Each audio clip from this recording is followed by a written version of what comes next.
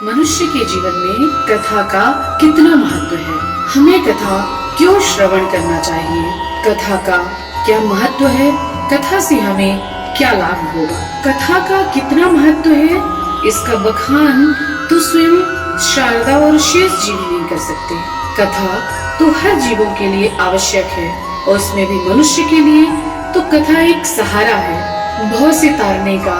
कथा एक अच्छा माध्यम है मनुष्य के लिए। जब स्वयं महादेव जी भगवान होते हुए भगवान की कथा का श्रवण करते हैं, भगवान महादेव हिमालय से कुंभज ऋषि के पास जाते हैं और पूरी निष्ठा से कथा का श्रवण करते हैं और सुख प्राप्त करते हैं। तो कथा हमें सुख भी प्रदान करती है।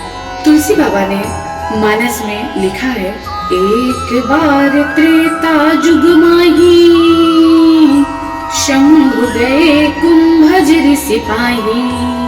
जब ऋषियों के पास जाके स्वयं महादेव जी कथा सुनते हैं, सत्संग करते हैं, तो कथा का कितना महत्व होगा, इसी से हमें समझ लेना चाहिए। भगवान शिव से बड़ा ना कोई कथाकार है, ना कोई वक्ता है, ना कोई श्रोता है, ना कोई बड़ा भक्त है, ना कोई बड़ा ज्ञानी है। मतलब भगवान शिव ज्ञानियों में श्रेष्ठ हैं, कथाकार में श्रेष्ठ हैं, श्रोता भी श्रेष्ठ है और भक्त तो सबसे श्रेष्ठ है ही।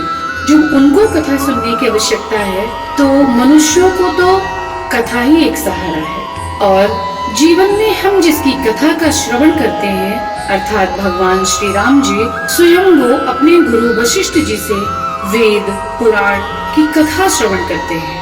तो जब भगवान कथा का श्रवण कर रहे हैं तो मनुष्य को कथा श्रवण करना कितना आवश्यक है, ये सारे उदाहरण यही से साबित करते हैं कि कथा कितनी आवश्यक है हमारे जीवन के लिए। कथा से ही हम अपनी व्यथा को दूर कर सकते हैं। मनुष्य की महानता इसी में है कि वह कथा का श्रवण करे। जिस कथा का श्रवण किया है वह अपने जीवन में व्यवहार में उतारे, तभी तो वह अपने जीवन को सहज पार करने में सक्षम होगा। और जीवन को भव सागर से पार करने के लिए दूसरी कोई विधि नहीं है।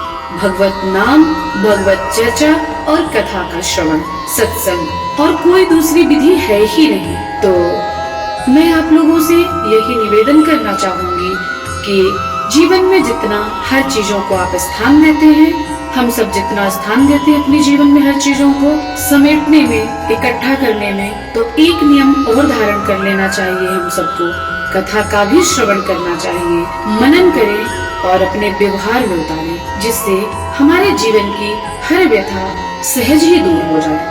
कथा ही मनुष्य के लिए एक नौका है जिसमें सवार होके हम सब सहज अपने इस जीवन को तारने में सक्षम हो सकते हैं। मेरी बात पे जरा सा भी विश्वास हो तो आपसे निवेदन है, कृपया कथा को, सत्संग को अपने जीवन में उतारें। थोड़ा जगह दें लेकिन जरूर दें। आप सभी के हृदय में विराजमान प्रभु को प्रणाम करती हूँ। ओम हरि ओम।